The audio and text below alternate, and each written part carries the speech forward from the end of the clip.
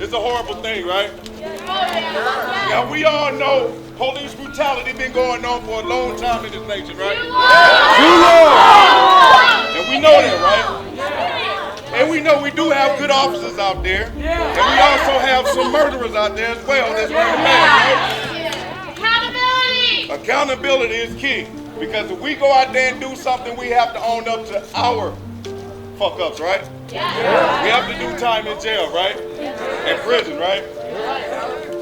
Well, now it's the time for the same thing for law officials to do the same thing, right? For the good cops to snitch and turn in the bad ones, right?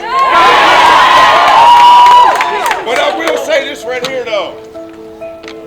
I don't appreciate innocent people getting killed, especially if they haven't done nothing. No matter if it's black, white, or cop, right? Now, some cops don't deserve to get murdered, right? Because they only doing their job. Some of them. And I really want to believe that. I had my run-in with a cop years ago. I've done time. And I actually got my ass whooped by a few cops, black and white. All because they manhandled a female, and it was wrong. And I voiced my opinion on it because me being a man, I could not stand around and let a man just manhandle a woman. I'm not perfect, but I got thrown in jail on bogus charges. But we must remain peaceful. We must remain peaceful. Our voices are being heard. Now what's next? It's all about the actions and plans. Justice is reform. Okay? Now, one thing I will say, because I'm from Shreveport, Louisiana. It's a lot safer here in Boise, Idaho, than in Cali, in New York, Chicago, and all them other places that's just going crazy, right? So let's keep that in mind. All right? We can voice our fucking opinion and tell these motherfuckers how the fuck we feel. But let's remember who the biggest enemies are. It's not us. It's not black and white. We already know that the foundation of this nation is built off racism. And we also know that there's some whites out there that want to go back to those days where they want to see people like me back in the cotton field. I'll tell you this right here. This is 2020. I'm not my grandparents, and I ain't going for that shit. Let's keep in mind, why these officers over here, actually, they being cool. But like I said, our biggest enemies is the people that's controlling everything, the media. The government is our biggest enemy. All right? Now, we all have our differences, right? These gentlemen up here, they feel how they feel, and it's okay. Because this is America, right? This is America, right? We got the right to voice our fucking opinions, right? So let's just keep it peaceful. But still, make noise in this motherfucker.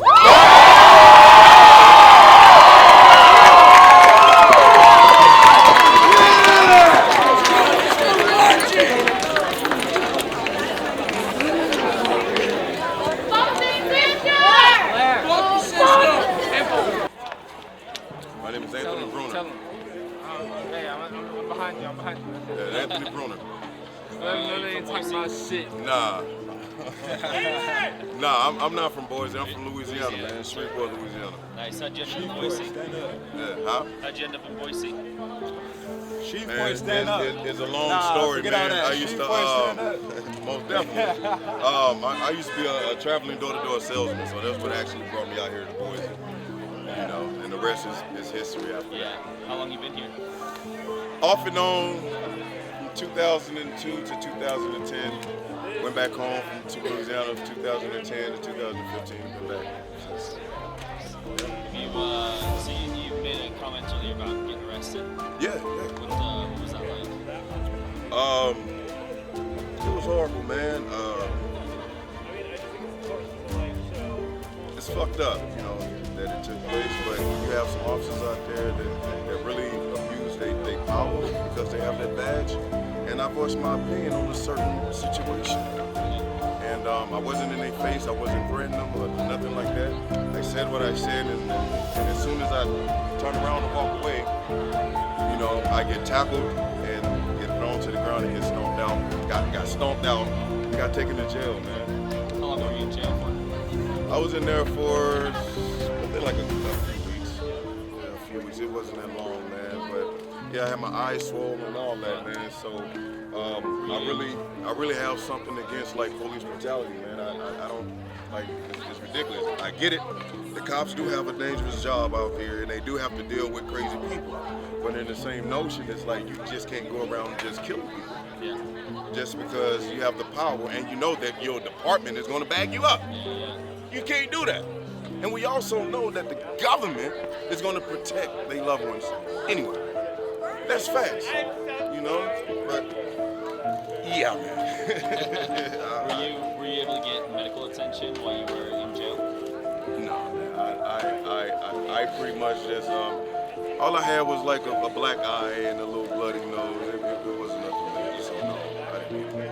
When did you first realize that there is a racial divide in this country? I was born into it. Yeah. I was born into it, my man.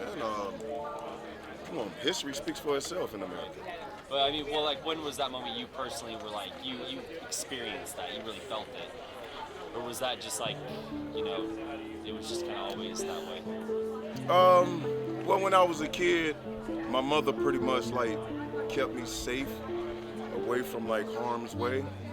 But, you know, I remember some times when a group of white kids drove by and called me a nigger down the street. So I experienced it in Louisiana, but I pretty much stayed on my side of town, so everything was, you know, it was okay. But it's been around, man. It's been around. I've actually,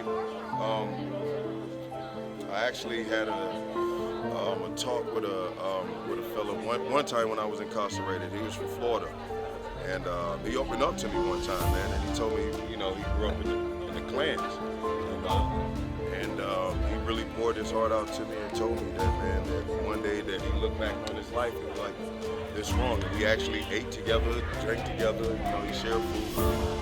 So, you know, I mean, people can change, man. It's just about their mentality, man.